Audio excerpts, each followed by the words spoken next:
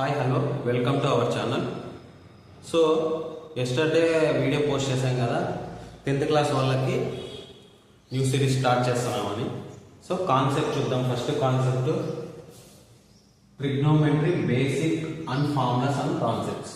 Okay, so trigonometry topic అనమాట ఈరోజు discuss చేసేది. అది ఏమేమి టాపిక్ అంటే so basic formulas and concept. So first చూడండి, ఫస్ట్ ట్రయాంగిల్ గురించి తెలుసుకుందాం. Trigonometry. So this is, I have to take right angle triangle.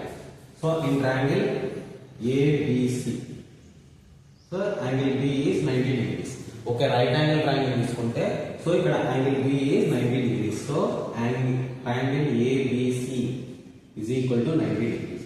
And triangle ABC ఇక్కడ. Okay, angle B is 90 degrees. ఓకేనా? సో నెక్స్ట్ వన్ చూడండి. ఇప్పుడు ఎన్ని sides ఉన్నాయి అక్కడ?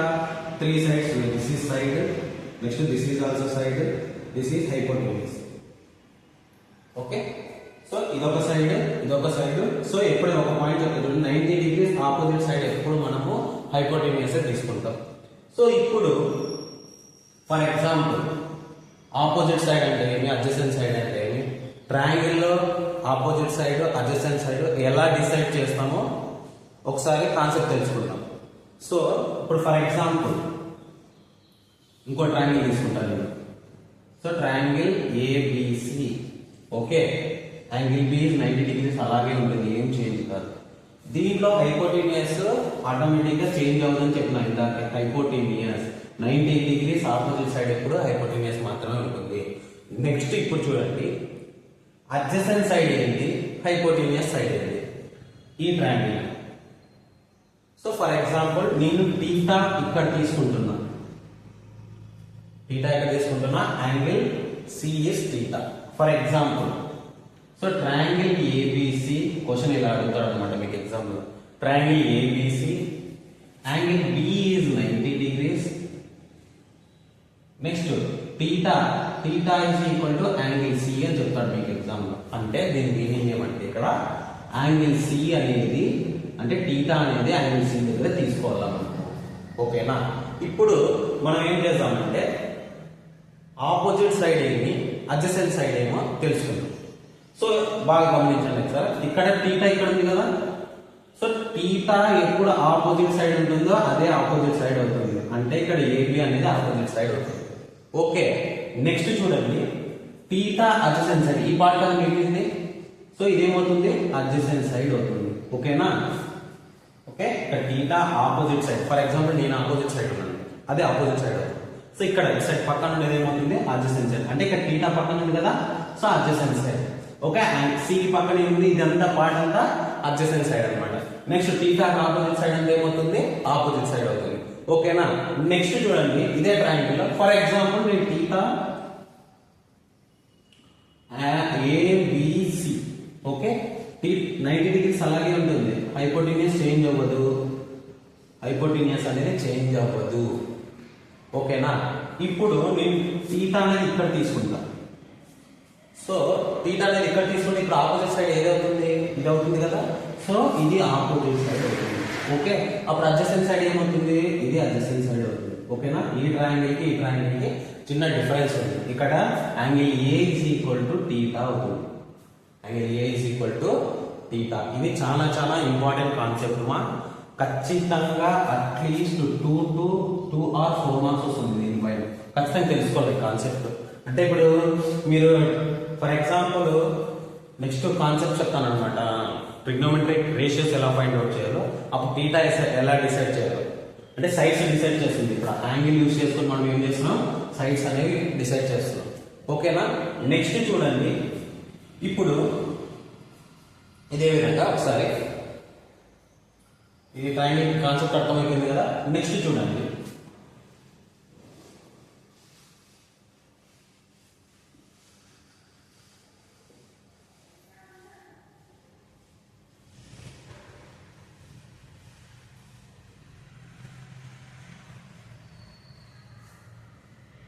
ఇప్పుడు పైథాగరస్ థీరం అప్లై అయ్యారు. పైథాగరస్ థీరం తెలుసు కదా మీకు.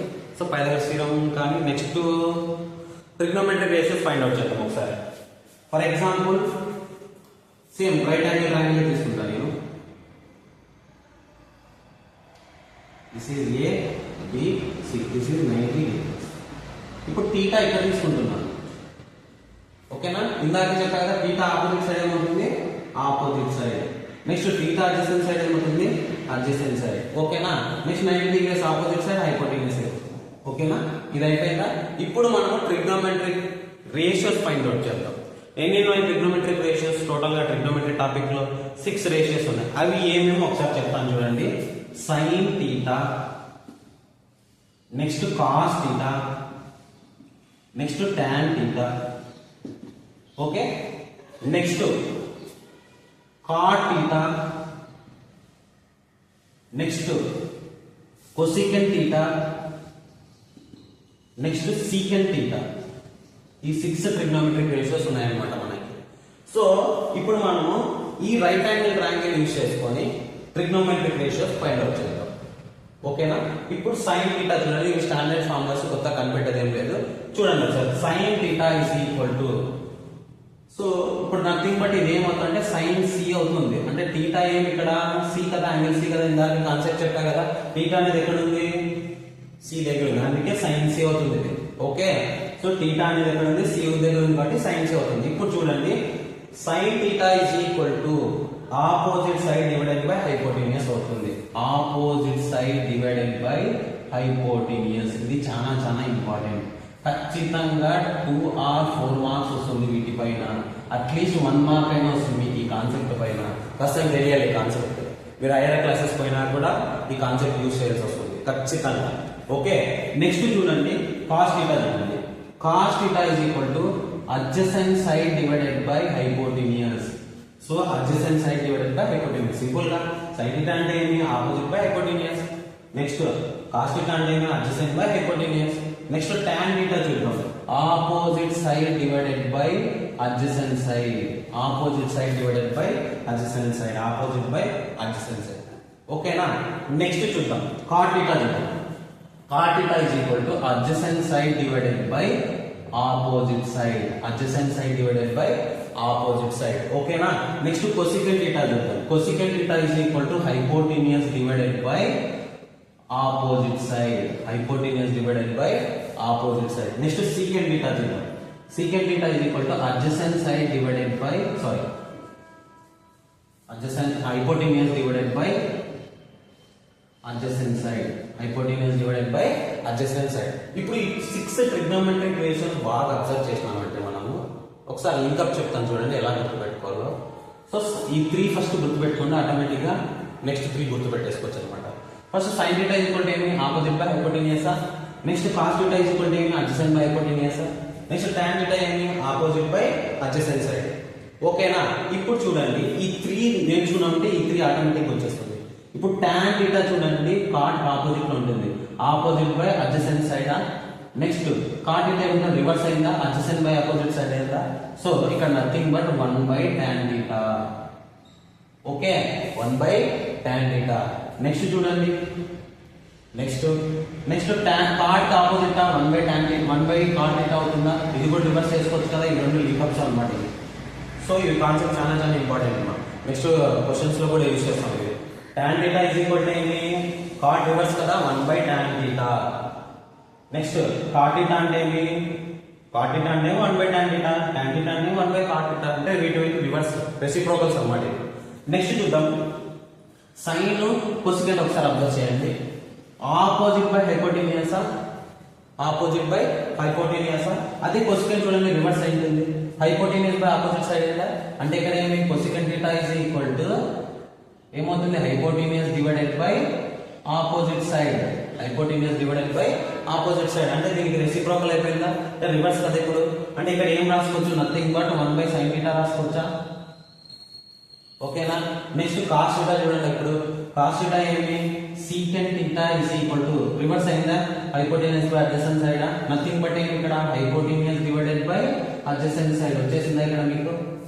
ఓకేనా, నెక్స్ట్ దీన్ని ఏం రాసుకోవచ్చు, 1 బై కాస్ థీటా రాసుకోవచ్చా, 1 బై కాస్ థీటా రాసుకోవచ్చా ఇక్కడే. ఓకేనా, ఈ 6 ట్రిగ్నోమెట్రిక్ రేషియోస్ అర్థమైనట్టున్నాయి మీకు. 6 ట్రిగ్నోమెట్రిక్ రేషియోస్ వచ్చేసినట్లున్నాయి. ఇప్పుడు tan θ కూడా ఇంకోసారి డిస్కస్ చేస్తాం. tan ఏమి, tan θ అంటే cot θ రివర్స్ కదా, cot ఇక్కడ రాస్తాం చూడండి, ఆపోజిట్ బై ఏమవుతుంది అడ్జసెంట్ సైడ్ వచ్చేసిందా. సో 3 కి రెసిప్రోకల్ వచ్చేసినాయి ఇక్కడ.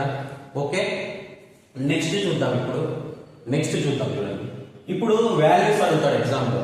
ఇప్పుడు sin θ అంటే ఏమి, opposite by hypotenuse, opposite value ఎంత ఏసి, హైపోటెన్యూస్ వాల్యూ ఎంత ఏసి.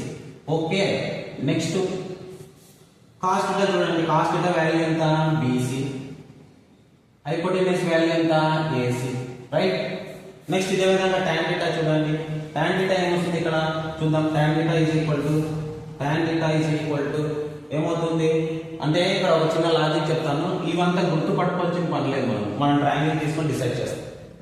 ఓకేనా, మనం గుర్తు పెట్టుకోవాల్సిందంతా ఈ ఫార్ములాసే. ఆపోజిట్ బై హైపోటెన్యూస్, సైడ్ అంటే కాస్ అంటే అడ్జసెంట్ బై హైపోటెన్యూస్, tan అంటే opposite by adjacent side, next cot adjacent by hypotenuse, next cosecant hypotenuse by opposite side, next secant hypotenuse by adjacent side. ఓకేనా, ఇప్పుడు చూడండి రెసిప్రోకల్స్ రాద్దాం.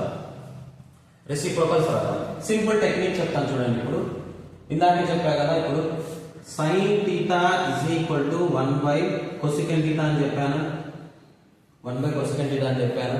Next చూడండి cos θ is equal to 1 by secant θ అని చెప్పాను. Okay, next tan θ is equal to 1 by cot θ అని చెప్పాను.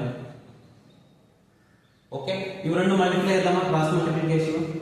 అప్పుడు ఏమొస్తుంది మనకి, sin θ into cosecant θ is equal to 1.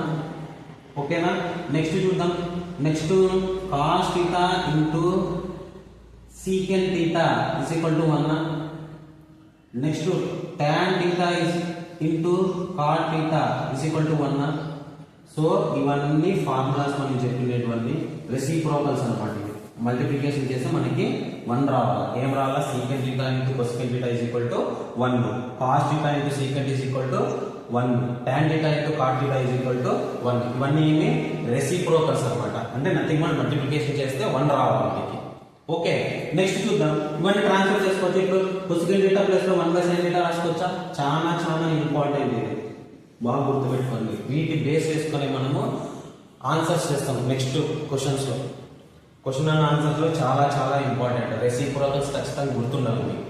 ఓకేనా, ఇవి కూడా ఇంపార్టెంట్. వీటిని బేస్ చేసుకొని క్వశ్చన్స్ పూర్తి చేస్తాం అన్నమాట. సో నెక్స్ట్ చూడండి, ఇప్పుడు ఇక్కడ చూడండి sin θ ఇంటూ cosecant θ అన్న బాగా వినండి. Next cos θ into 1 by secant θ, next tan θ is equal to 1 by cot θ. So ఇది మాక్సిమం 50% ఫార్ములాస్ అన్నమాట. ఇంకా 50% ఉంది ఫార్ములాస్, ఇంకా 50% ఫార్ములాస్ ఉన్నాయన్నమాట. మ్యాక్సిమం 50% ఫార్ములాస్ వీటిపైన డిపెండ్ అవుతుంది. ఓకేనా, నెక్స్ట్ చూద్దాం. ఇక్కడ నెక్స్ట్ కాన్సెప్ట్ లెక్క వెళ్దాం. ఇంతవరకు రెసిప్రోకల్స్ కంప్లీట్ అయిపోయినాయి. నథింగ్ బట్ ట్రిగ్నోమెట్రిక్ రేషియోస్ కూడా కంప్లీట్ అయిపోయినాయి.